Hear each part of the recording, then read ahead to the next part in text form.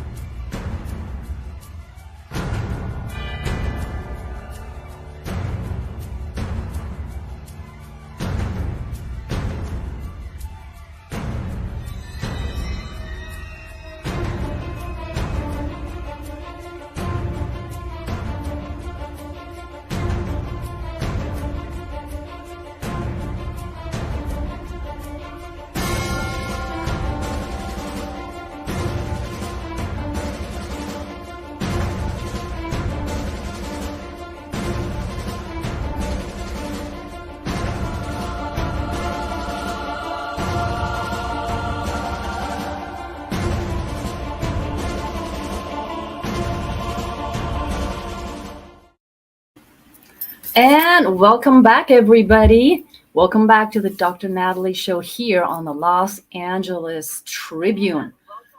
It's been about 2.5 weeks, I want to say, probably, because remember the last show I did was actually about the situation in Iran. So thank you all for tuning into that. And I think the song is making waves all over. And then following that, of course, there was the Neuroscience Summit.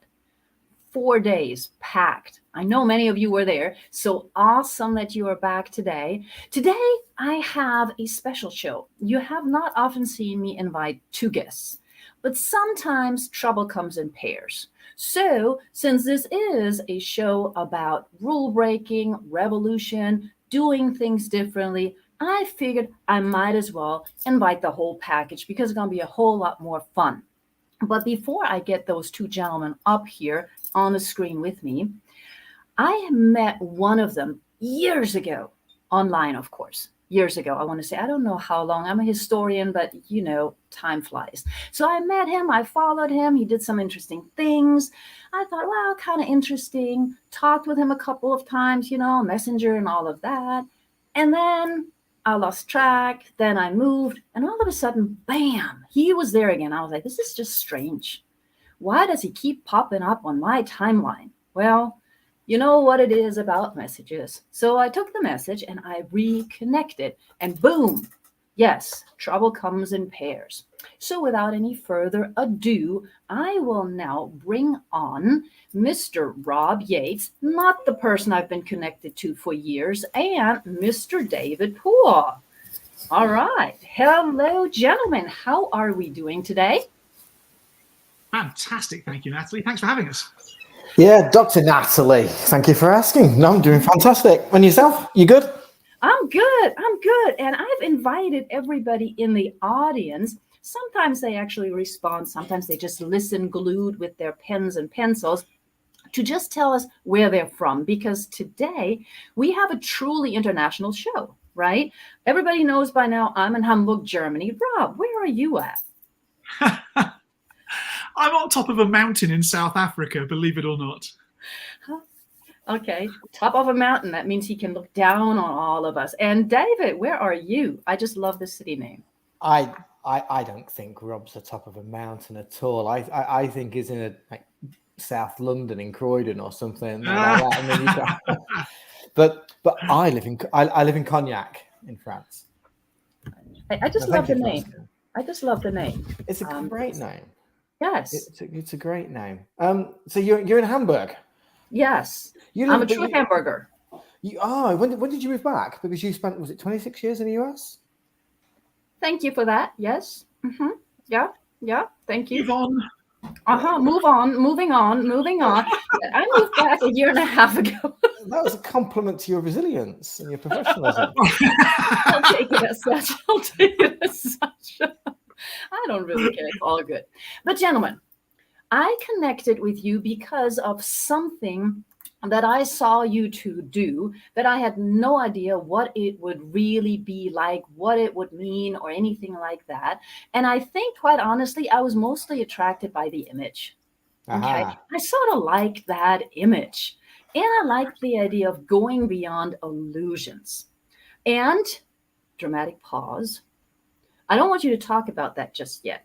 I would actually have much of a preference if, Rob, could you tell everybody a little bit about you?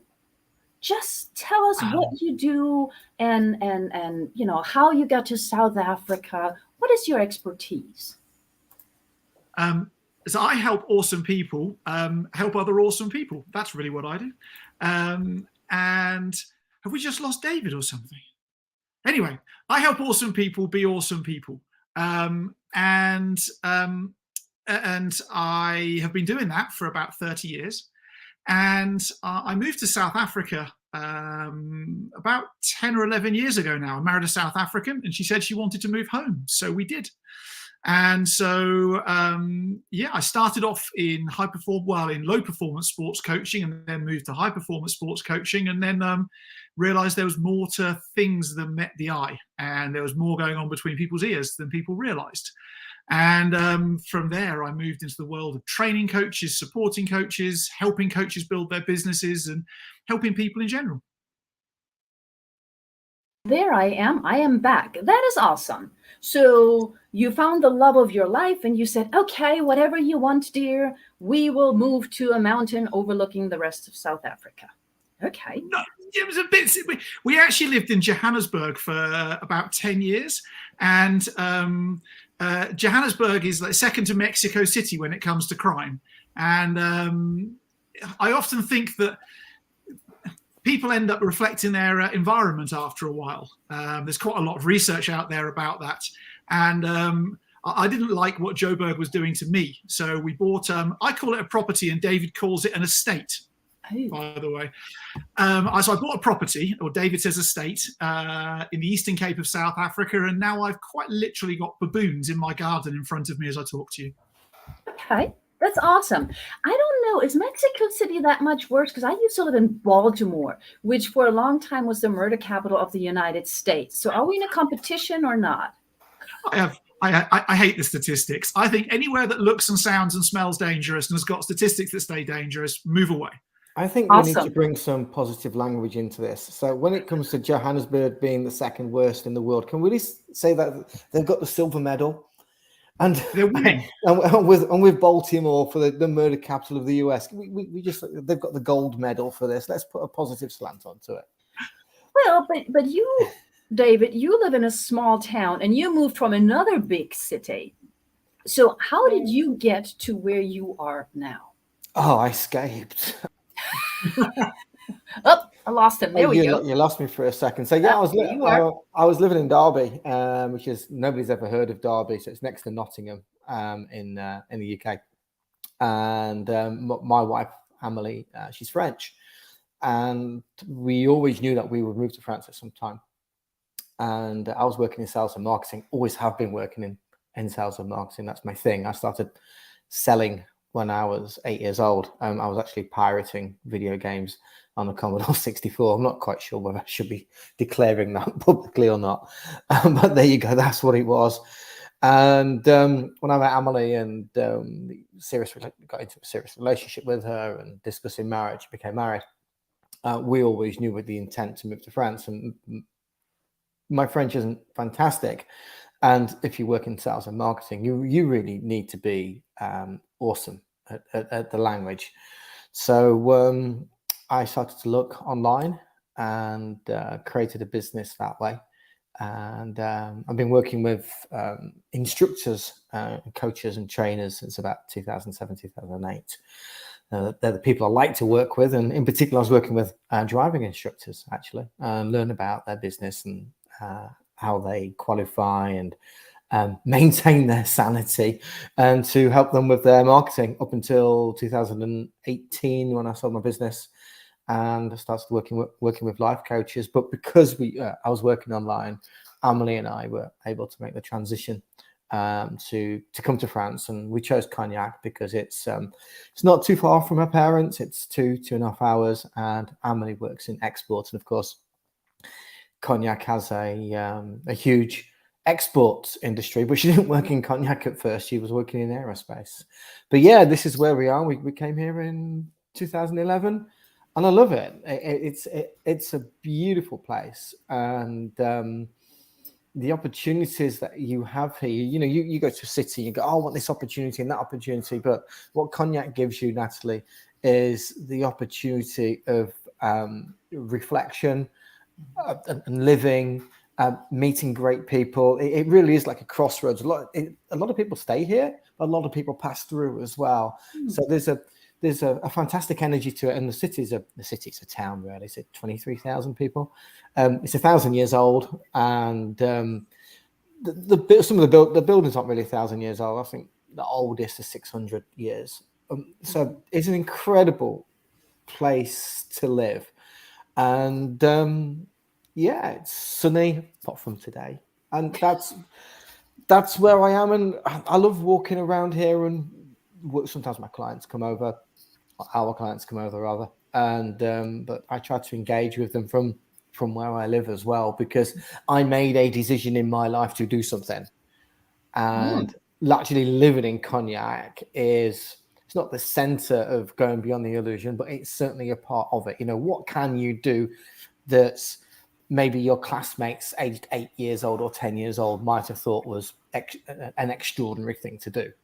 Ooh. And, when you're living in Pinxton in Derbyshire, in a mining village, when you're 8 or 10 years old, and if you have a dream of living abroad one day, it's like a fantasy, I suppose.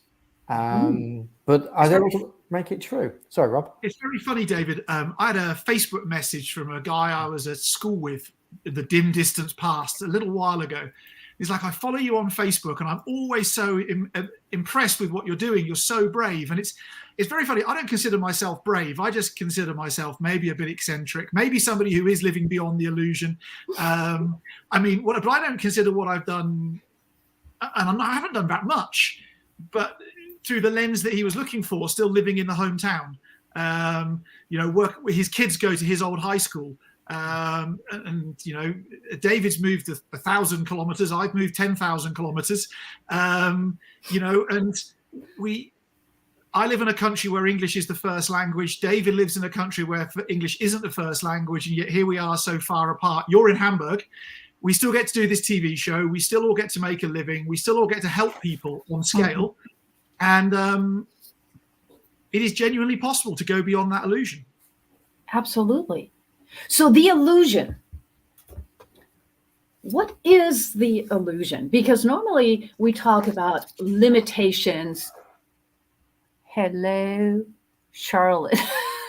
She's my cousin. She's just come online. I'm just seeing you on here. She's due to give birth. She's due to give birth. Lisa Marie is also in the house. Okay. She is. Hey, yes. Lisa. There are a few others. So the illusion. I'm reflecting on the Neuroscience Summit, on life coaching in general. We always talk about stop with your limitations. You need to create unlimited possibilities. Of course, sometimes unlimited can be so unlimited you'll never get there. So when you're thinking about illusion, what is the illusion that you want to go beyond? Personally, or from our business? That's a really good question. And I'm going to say, what would you like your illusion to be? Because my friend I just spoke about has got an illusion that it's almost impossible to break free of the hometown, right? And that it's big and brave. And but then I've got illusions in front of me. David's got illusions in front of him. Natalie, you've got illusions in front of you. You could call them limiting beliefs. You could call them glass ceilings. You could call them all sorts of coachy phrases. But really, we all live within an illusion, and there's one to go beyond. Some people would call it the box that they live in, right? I mean, whatever verbiage you want to use. But I think one of the unique things that David and I do together is help people go beyond their illusion, not the illusion. Yeah, I agree. I mean, if you ask me the question, David, what's your illusion? I've got many, and I suppose that 99% of the illusions I haven't yet seen, that they exist already, but I haven't yet seen. So as I keep on trying to unlock the one that's in front of me, then I know that others are going to come. It's, you know, it's a part of my journey. And the phrase was I don't know how open-minded your audience are, but it was shared with me. But the phrase was together. I forget this right. I'll forget it. I'll forget the exact phrase. Sorry. But, wasn't it about seeing beyond the illusion, David? No, it was to see beyond the illusion, and I'll dig the phrase out for you in a second. And okay. that was channeled to me by my angel, and I was going through this positive transformation at a time, and I was actually thinking about business names, and I was running around with Niche Marketing Hero, which I like, but it's very much from the mindset point of view, and something didn't quite sit with me. I couldn't quite get it. And then when my angel presented blah, blah, blah, blah, blah, to see beyond the illusion, it was, all right, okay, this is about going beyond the illusion, isn't it? And then it was this sort of, I didn't pinpoint it at that time, but this was the time when I was actually stepping out of the mind and into the heart. Okay. So I'd also argue sounds like a very mindful thing there. I'd always lean towards the fact that going beyond the illusion is actually letting go what's up here and coming back into what's in our heart. And as Rob said, we've all got our own different illusions, but I feel that the answers that we are here to seek as individuals are already within us and can be accessed through the heart. So if I'm hearing you right, the term illusion pretty much would also be what some people, you mentioned it, Rob, call, limitations or beliefs. And of course, we all have them consciously and we all have them subconsciously. So some are, if we're looking at the dichotomy of things, some are positive, some are negatives. So are you helping people move beyond the negative or even further than their positive illusions? How would you state that? I like to think that the work we do helps people take their positives and turn them into a superpower. To be a superhero in their life and in the lives of others. Yeah. And on that journey, there may well be some negative illusions or beliefs that they need to wander through, let go of, navigate around. But it's not about tackling all of them. You can run against a brick wall and smack your head and really, really badly bruise yourself. Or been there, done that, yeah. Mm-hmm. Yeah, maybe you could just, if it's only 2 feet high, why not just climb over the top of the damn thing and keep moving forwards? I mean, we don't have to go and do spectrum or gestalt therapy and hypnosis and whatever else to climb over a 2-foot wall. And right. And I think that what we're doing is bringing some of that reality into what we do with the coaches we work with. Mm-hmm. Stepping over a wall is as important as learning how to take down a ginormous wall that really does need all sorts of things. I almost think of illusion like a framework you live in. And as you try to get out of that framework, you're going to hit the boundaries of the framework and then have to decide whether or not you want to stay within your framework or whether you wish to do some work to climb over it, go under it, go through it, whatever it is, that framework.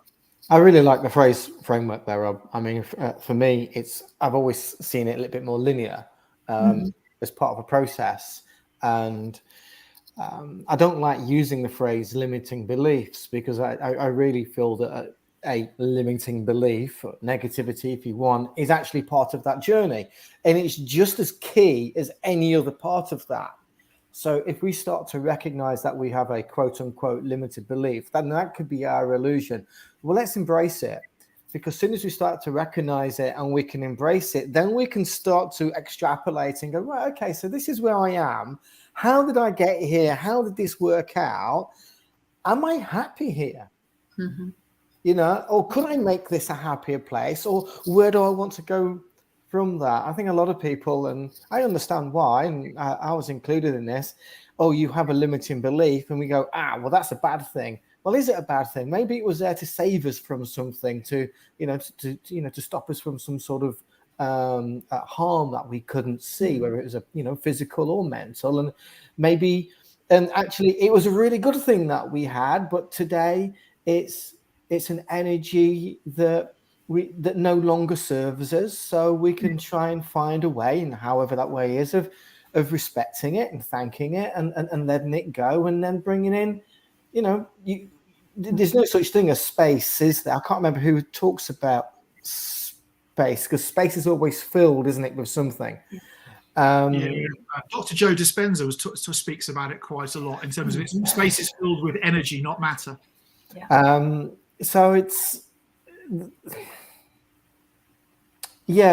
I talk about and think about going beyond the illusion, it's never a negative thing for me. It's right, okay, so I might be living in a bit of a shit show right now, but okay, so I've recognized that, and that's okay. What brought me here? And all of a sudden I'm one step forward, but I had to be in that shit show in the first place, so I can actually now have this thought, which can then open up all these doors in front of me. And if I didn't experience this limiting belief or this level of negativity or whatever it was, then how can I see the duality of it? There's two sides to every coin.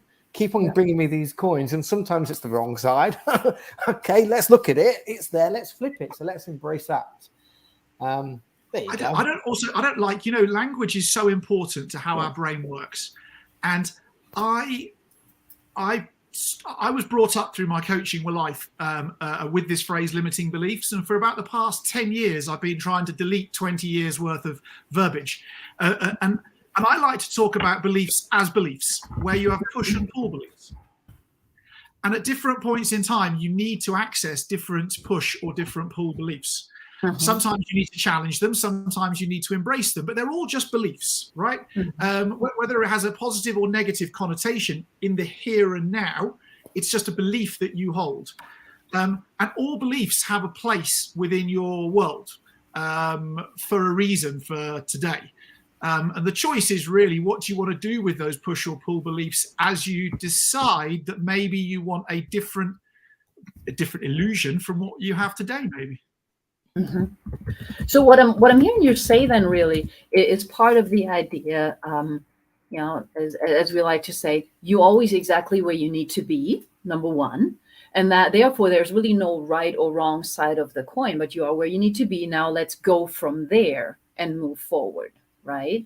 Okay. So when we're thinking about moving forward, and we'll come back to the going beyond illusion, you both were successful in what you were doing before going beyond illusions. So the big question, of course, is what triggered you to change trajectories? What was there that made you go, oh my gosh, no more? Or maybe you're doing both or whatever, but what was the trigger? Was, because we always talk about something has to happen for us to wake up.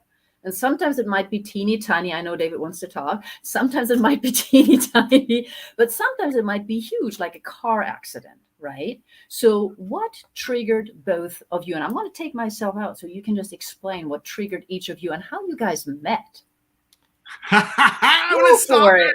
He stalked me. I stalked him. I should have gone to the police.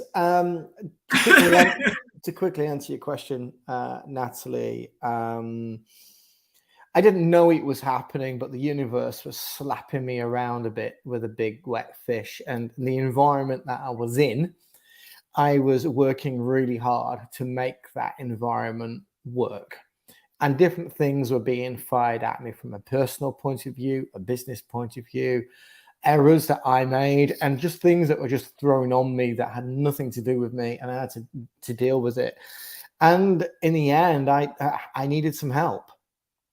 I needed some personal help to help me go beyond the illusion that I was in at that particular time. And Rob had already been stalking me, so I reached out to Rob and I said, "This is how my life looks right now, and I'm a skilled person, and I'm fortunate, and I've worked hard, and here I am. But I think I might have most of the pieces for the puzzle, but not all, and they're certainly not in order. My life's a bit of a mishmash, and I can't see my way forward." And so I was forced to ask for help.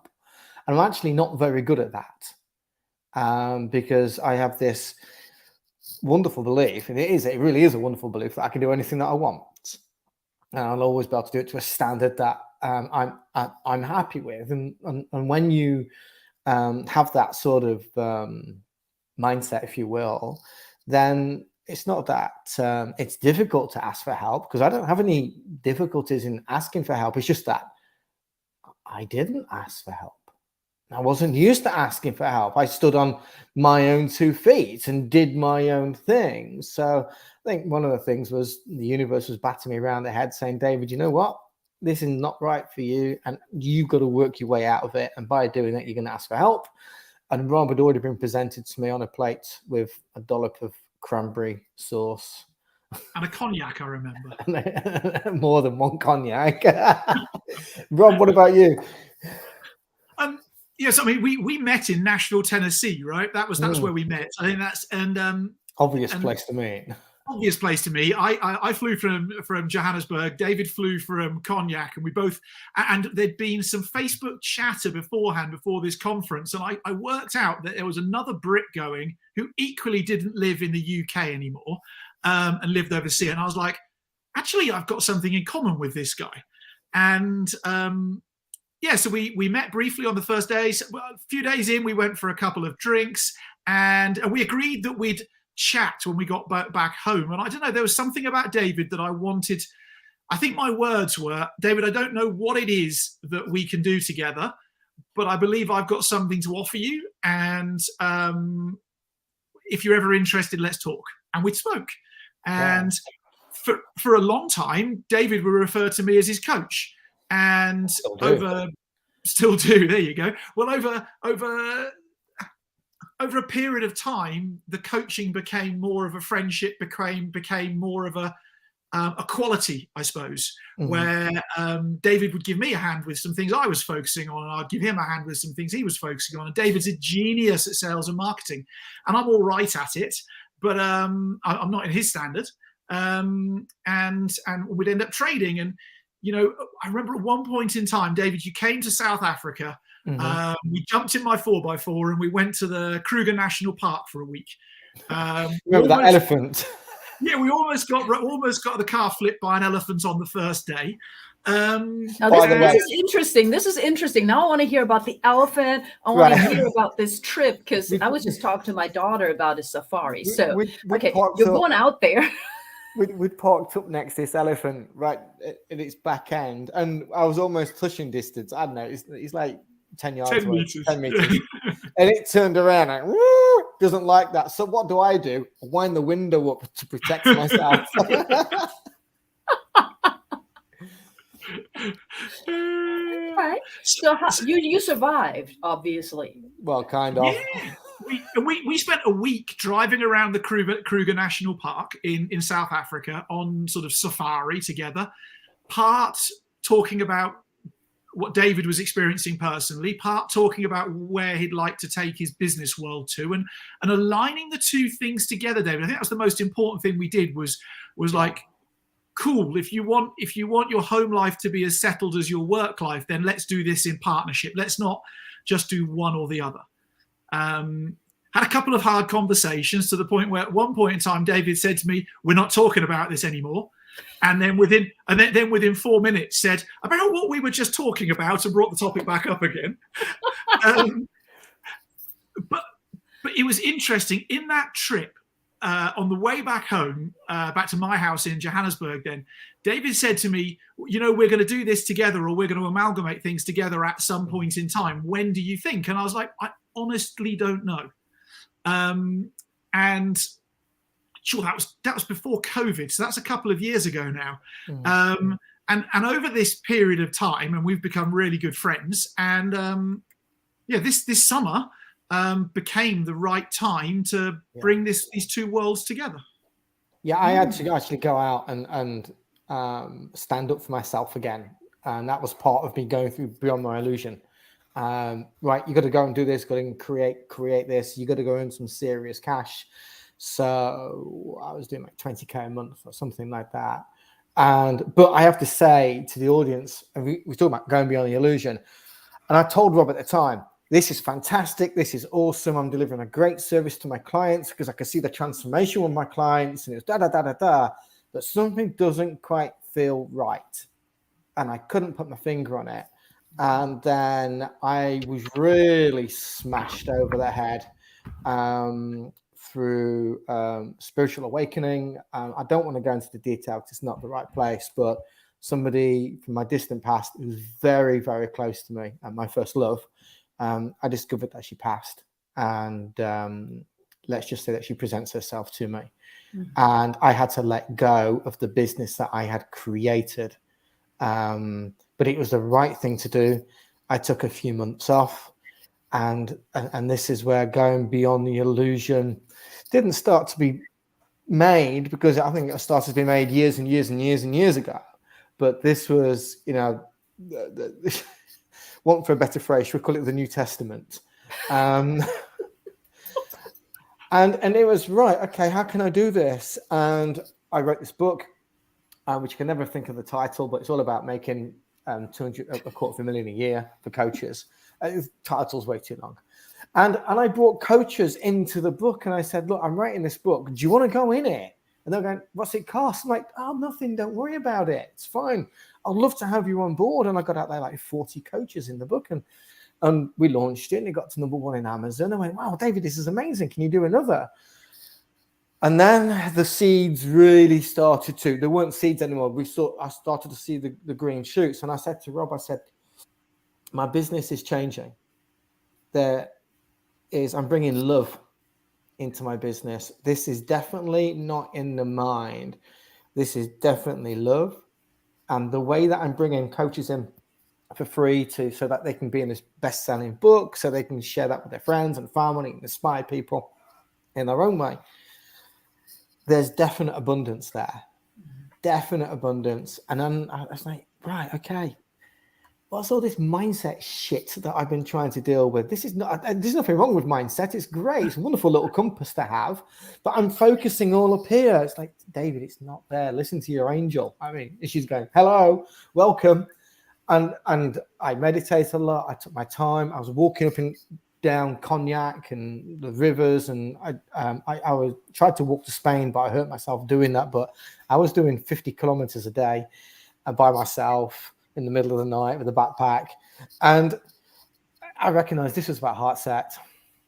This is about modifying my life. This really is about me, about my life, and seeing where that goes. And then all of a sudden, all these wonderful people like yourself, Natalie, that's not Rob, it's you, started to ask me questions. And I started to attract people like you because I changed the narrative, right? And it really did go from here to here. And I still have this little play, I won't call it a battle because it's kind of fun. And then lo and behold, we get this off the ground. It goes from books, and the people are saying, David, I need some help with the books. we've now got community. So we've got love, abundance, and community. And I get interviewed by one of my clients, Sharon, and she says, David, you know what I love about you? It's the evolution that you bring. I'm like, oh my God, it's love, abundance, community, and evolution. I'm on the phone to Rob. I'm like, Rob, I really, really, really need you. I'm ready for you right now. And he's going, yeah, but I'm doing this, I'm doing this, I'm doing this. And then it was not too long ago, Rob's like, yeah, okay. Good. And then we amalgamated things again. So my business model went from books, well, actually went from coaching to books to group coaching. And then because we're coming from the heart and I want to have impact and I want to help my clients to have impact. And I looked at the industry, and I think this might have been one of the trigger points with Rob. You'll have to ask him in a second because I've not really asked him this question, even as my business partner. I said, there's a lot of wonderful business coaches out there, and they are selling on the premise they're selling on the promise of income. And I think income's a wonderful energy. But let's not get it through sales. Let's get it through love, abundance, community, and evolution. So we came up with this concept of what if we can help people create paid communities? So our life coaches who we work with can get remunerated through the work that they do on a massive scale. And then they don't have to sell and people become attracted to them. And our coaches, as you know, are offering their services at $1 a day. And the coaches that we work with go, wow, this is amazing. I can actually start impacting people immediately. And I kind of guess that's where we are right now. It's not about income. It is. But the income is a result of the love and the abundance and the evolution that we put out there, and we can reach massive people, a massive amount of people. So rather than saying, hey, Natalie, you're amazing, and you are amazing, and Natalie, you should be charging $30,000 for your services or $40,000 for your services or whatever, it's Natalie, we know that you can do that, and we know if you want that, that's there for you. But how do you feel about serving 300 people a day or 500 people a day, and they don't even have to pay for a can of Coke for you, a Mars bar for you? And our coaches are going, holy crap, that makes sense. Sorry, that was a bit of a monologue. I just kind of no, that's but I enjoyed good. myself. Good. That's perfect because I took notes. And Rob took notes too. What we're going to do is we're going to take a teeny tiny 30-second break so we can all have a sip of water. And then I want Rob to talk, but I'm joking. Then I will ask a couple of questions based on what you just said, because there are a number of really interesting things. So stay tuned, everybody.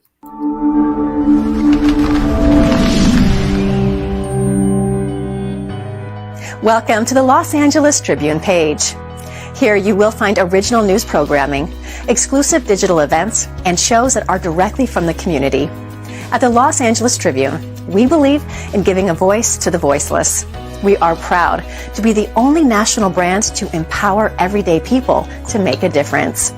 Since 1886, our reputation has been built on truth and responsibility. Thank you for watching and making a difference. For general inquiries, contact today. Thank you on behalf of the Los Angeles Tribune team.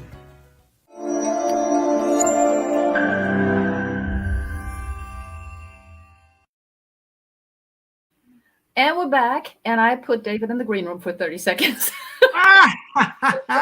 Because I can. I've got the power. You have the power. But by the way, Miraz just also send a message. No, I love what Rob was saying, and yes, what David was saying, and yes, I'll bring you back, don't worry.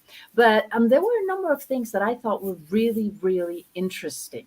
And I think the audience, the way that I know them, you've said, for example, mindset. And it's one of my trigger words, because whenever I hear the word set, I'm against it, because you're no longer flexible. But we're talking about mindset, everybody does. And then David, you went to a hard set. And so I was with you until the S started, hard set. I was with you there.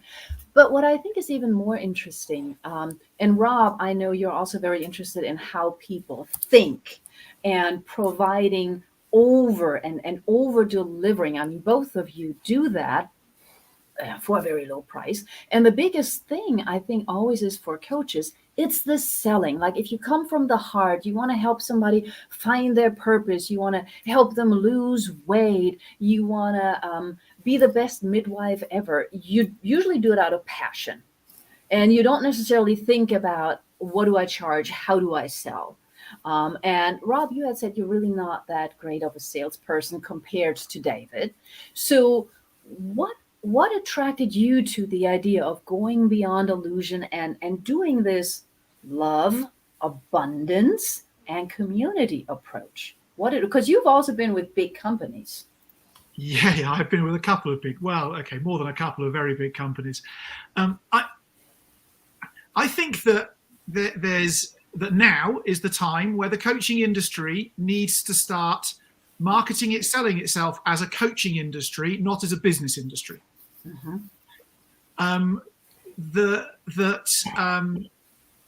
Everything that coaches believe in really is about some degree of organic, mm-hmm. right? About evolution, about growth. And if you want to go and sell some really fancy, expensive package, let's put a number in the sand and say $25,000. Mm-hmm. Firstly, I want to know why, because what do you intend to do with the impact part of your business that you originally started off with as a coach? What do you actually intend to do with that, with all those people who can't afford that amount of money? Question mark. Who actually probably would benefit from your services more than the 25K person? That's just a question. Mm-hmm. Mm-hmm. And the selling of your services is an organic process that needs practice. So David and I were talking the other day, and we do a lot of reflecting on how can we help our coaches in the business be better. And I was like, David, really, what's the amount of money that you'd be happy to go and ask somebody for? Right? Let's go and say, Natalie, could you lend me a quantity of cash? What would that? There's going to be a ceiling to it. Mm-hmm. And lending is different to charging, right? So borrow. Let's say, Natalie, would you lend me $250, right? Probably if that was my ceiling, my illusion, probably I'd be happy to charge you $125 for something, right? And that's cool, right? Okay, so now I've got a benchmark where I could start off comfortably selling and selling with a degree of I'm not a used car sleazy salesman. I'm actually a coach whose coaching expertise is going to speak for itself. Right. And is there a time and place to sell more expensive things? Yes, but learn to sell at $125, or even with our coaches, $1 a day, $31 a month. Learn there, and then listen to your audience, your customers, your clients, and ask them, what is it that you really want next in your evolution, customers? Let me not put my biases and assumptions into this mix as a coach. What I want to coach you, what I believe you should do next. What are you thinking and feeling about what's right for you next? And they'll tell you. Mm-hmm. And then after that, you can say, cool, well, how much do you want to pay for it? Oh, well, I'd like to pay that much. And fantastic, you've got a group of 300. I just come off a coaching session with a guy who's going to have 1,000 by the end of January. And you've got 1,000 bits of feedback. I said, we'd actually like to do this in this way, and we'd like to roughly this amount of money, a threshold. And you can go to them and say, here you go, folks, this is exactly what you asked for. Let's go play together. Mm-hmm. And so for me, what brought me into working with David is to be able to actually go and support people to do the right thing, mass impact and scale, where we truly listen to our customers and put our biases to one side, and where coaches actually get to become skilled at selling as they organically grow, as their community grows. They actually get to grow their own ability at the same time. I mean, even in energy terms, David and I spoke the other day. David has spent 2 days doing mostly sales-focused stuff, and I spent 2 days doing mostly one-to-one coaching sessions. Mm-hmm. We were both equally as kind of not tired, but like a bit fried. And both of us identified that the energy involved between selling something and coaching something, they're two remarkably different energies. Mm-hmm. And then David was identifying before I came in, he almost needed to go to sleep for 2 or 3 hours in between sort of a selling phase and a coaching phase, or vice versa, just to reset his head and regain a new energy. And, you know, I'm a hypnotherapist. I've played with this with self-hypnosis. I'm in for an hour to an hour and a half to change the energies through self-hypnosis, right? To switch. And it's awkward. Well, why do you want to put yourself through that? The realities are most coaches aren't in a business partnership. Mm-hmm. And if it's another outright coach, you know, I'm more of an outright coach who can sell, and David is more of a beautiful sales and marketing person who can coach. I mean, that's sort of our balance. And so we both can do what the other one does. But when I want to talk about selling, I speak to David, and when David wants to talk about coaching, he speaks to me. Do you know what I mean? It's that switch.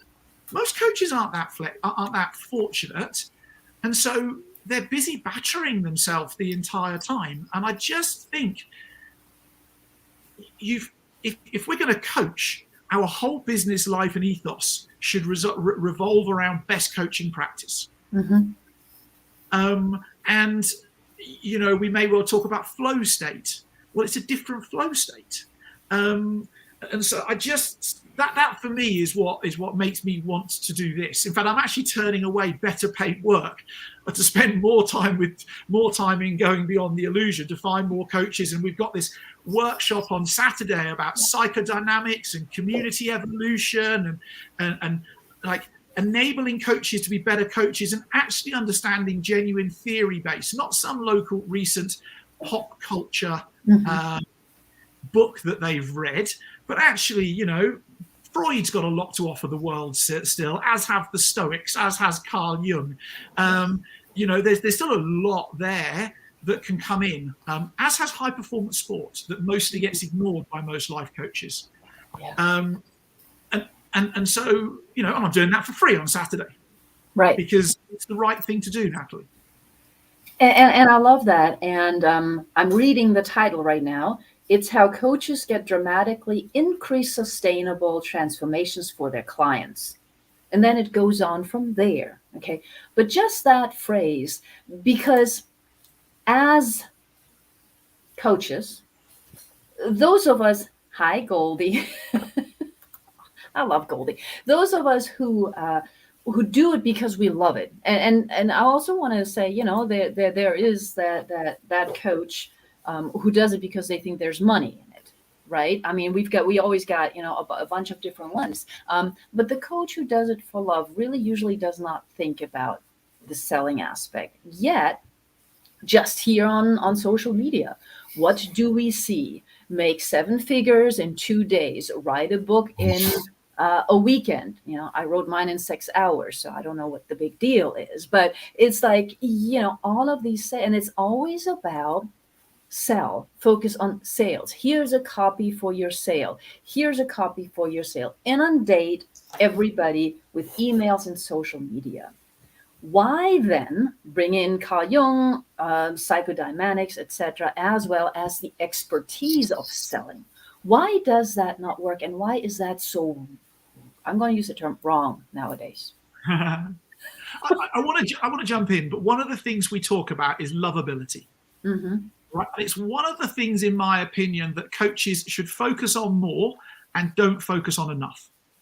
Because if you offer somebody a genuinely love-started, lovable coaching experience, if you offer them that, they will not be able to help but tell their friends, family, and everybody else about you, and bring their friends and family into that experience that you're providing. But it's got to be lovable by the client's definition, and a lot of those let's say older, and we'll jump into it on Saturday because there's lots of fields that we'll be talking on, but a lot of those older theorists and professionals, even the Stoics who didn't really know what they were writing about, they were just writing good stuff. There's a lot to be taken from there, which is around lovability. It's around, I mean, Freud talks about the pleasure related relation of the id, for instance, at the core of our identity. Well, what does pleasure ultimately link to? Love and laughter.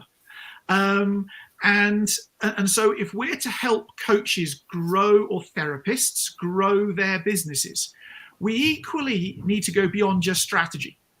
We actually need to give them the resources to deliver a heightened level of lovable coaching experience so that they get unsolicited referrals. People just arrive in their world because they want more of what their friend has got. And then, well, why do we need to sell after that if people just walk through the door? The problem is we have to do more than just open the door. We have to create a awesome, lovable experience the other side of the door that is the sort of magnet that draws people through into that room where the community is and where the experience is happening. So traditional sales, like it's often taught, and David doesn't do traditional sales, I'll put that out there right now, is very magnetizing in a different way. It's pushing people into experiences that maybe they're ready for or not. And what David does is cuddle people into an experience, and I really like that, because ultimately it's welcome with good sales is welcome with open arms. It's not a shove behind the back to close somebody and get them over the line to secure a scarcity amount of money because you're worried you can only find 100 clients in your coaching career, therefore you have to charge $10,000 a time. Rob, that's it, isn't it? I mean, you mentioned the word scarcity, and I've been wanting to bring it up. You know, if we're working with coaches, or if anybody's working with coaches, life coaches, do we really want to be working from a position of scarcity? And when we look at a number of business and sales coaches, it's abundant scarcity. It's everywhere, and it really comes from a foundation that is orientated around greed as well. I need this, or rather I want this, and grab and clutch and snatch. And let's just step away from business. I mean, business is we've had this many times, Rob, our business is a reflection of who we are. So our personal lives can reflect our business life, and vice versa. Do we really want to create a business with those, should we call them, qualities? And that, I mean, I came from that. That's what I did. I went out there. I saw marketing as a numbers game. I understood the psychology of people, and it is manipulation. It really, really is manipulation. And for what end goal? To line my pocket. But what am I lining my pocket with? It's not really money, it's energy. But do I really want that type of energy in my pocket? I mean, a good friend of mine, his name is Harpreet Binning. He said to me this last year, David, if I found a £20 note on the floor, I will not put it in my pocket. I will take it to a church or a temple or what have you not, because that money is energy. And I don't know what energy is associated with that. And I think he's absolutely right. So when we go out there to market our businesses, let's do it with love. Let's do it with the best reason. And if we're lucky enough blessed enough to speak with somebody who's interested in joining our services, let's do them the honor of finding out if we can provide what they need. And because if we can't, then why are we taking their money off them? Why are we painting a different picture? Because I don't want that money. And I remember a few months ago, not a particularly nice guy. I didn't realize it at first. He paid me some money for some services. He started to kick up a stink. Not my fault, just his perception, just the way that he was. And I said, there you go. I didn't say I release you, but I felt it. And he was really surprised. Oh, you're giving me the refund? I didn't think you were going to do that. I said, I wish you all the best, but it's I think it's best if we go our ways now. David 4 or 5 years ago would have fought, to clung and hold on to that money. But this is not about money. This is about like the exchange of energy and go back to love and abundance and community and evolution. This is what it's about. So when it comes to helping coaches sell, Rob, you said that, I know the traditional sales. I do, what do they say? Selling ice to the Eskimos or Santa, whoever, and the rest of it. But it's not right. It's not right. It's not right for me. It's okay to know it and understand it, but it's not right for me. It almost feels a bit like the Dark Force with Darth Vader. And it's a bit of a characterization, exaggeration thing going on there, but it feels that way. But if you listen to the person and you try and find out what their journey is, and we have to ask good coaching questions, because sometimes, Natalie, they'll come to Rob and I and they'll say, "Hey, David, hey, Rob, I need clients." Yeah. Because that's what they think that they need. Mm-hmm. Actually, once we ask them some questions and peel back the layers of the onion, sometimes it's not clients that they need at all. Mm-hmm. They need, maybe they might actually need some life coaching, as opposed to needing clients, a marketing strategy of clients. And that's often usually quickly identified because they've tried 19 different things, spent $35,000 on doing it and still haven't got anywhere. The strategies that have been shared with them might have been good strategies or didn't align with them. But the thing that they've really needed was something else to allow them to be able to express themselves in a way where they can have a communication with a potential client, where the client can join them. We can only work that out if we have a conversation with them and ask really good questions. If we ask really good questions that are genuine, that put our potential client first, the laws of the universe, if you will open up the doors and say, it's time to work with David and Rob, or it's not yet time to work with David and Rob. And both parties can accept that with peace. So here's a question, because you just mentioned, releasing or letting go a client, which of course is crucial unless, you want the energy or you really need the money.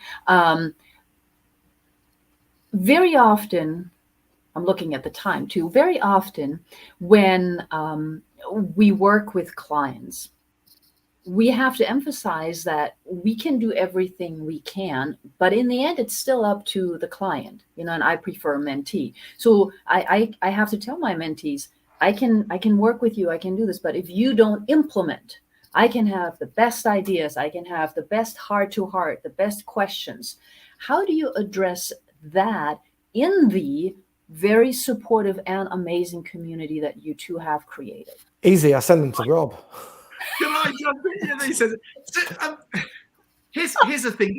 There's two things. So if money is energy, and so when money transacts and comes into your business, your job in your business is to deliver more energy back than what it is that you gained, right? So if and this can't just be a website sales promise. It needs to be in reality. Right, that's factual. So if you're going to take $25,000 off people and promise them $250,000 a year, you better deliver $500,000 a year, or don't take the money in the first place. Number one, that's just it.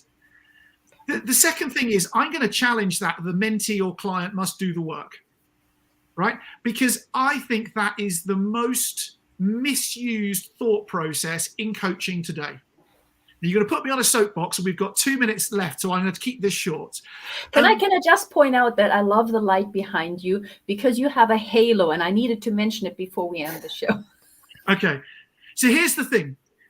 Coaching is at best 50% technical and tactical, what to do. At very best. The other 50% of a coach's job is to ensure the client does the work. Yeah. And so that's coaching, right? So David sends them to me. So we just had a conversation earlier. David said, I wouldn't have got that guy to do this. And I said, yes, but he's taking forward action that he believes is possible. And eventually he'll get to this. It's not the ideal next two steps that as like a strategist we'd suggest. But in terms of his beliefs and how his heart is, for him, it's the next thing. Yeah. That's our job. Our job is to help people to take that step forwards. It's not just to provide the what and the how, it's actually to take the forward momentum. I love that.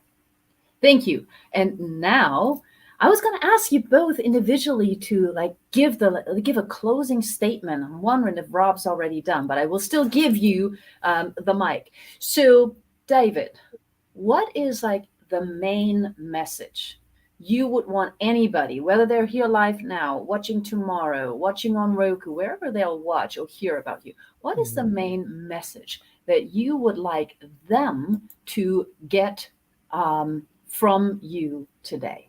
Oh, 3 words. You are enough. It doesn't matter who you are, where you are, and what you're doing right now. You are enough. You have the resources. Sometimes you might need a few signposts and things like that, and to pick up a few people along the way.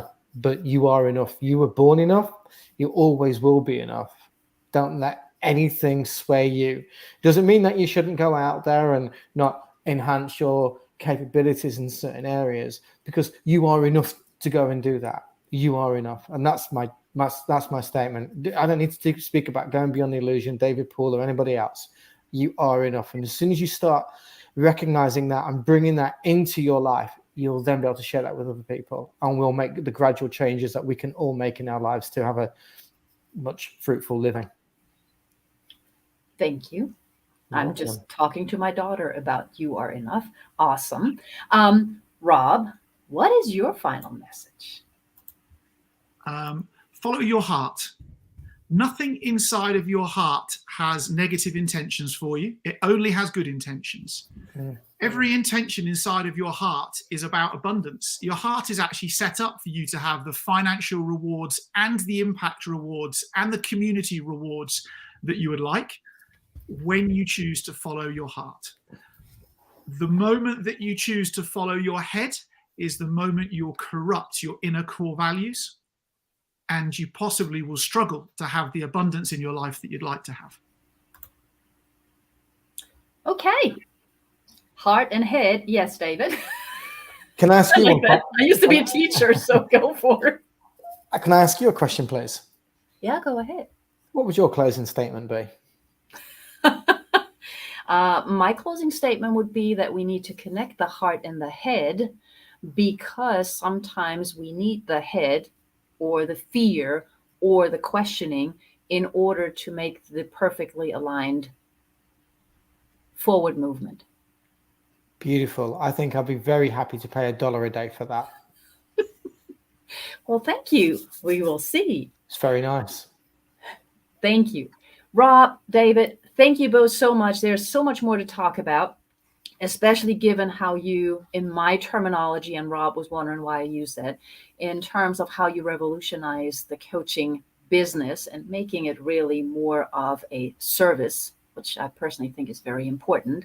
Anybody watching now, later, Going Beyond Illusions, check it out. I can vouch for it. Personally, if you've got questions, call me, but reach out to both of them as well. And everybody else, I'll be back in 2 weeks. And then I already know I will have a very special guest, and we will bridge the heart and the head next time. More about Neuro Summit and those things. Thank you, everybody. Bye. Thank you, Natalie. Bye-bye.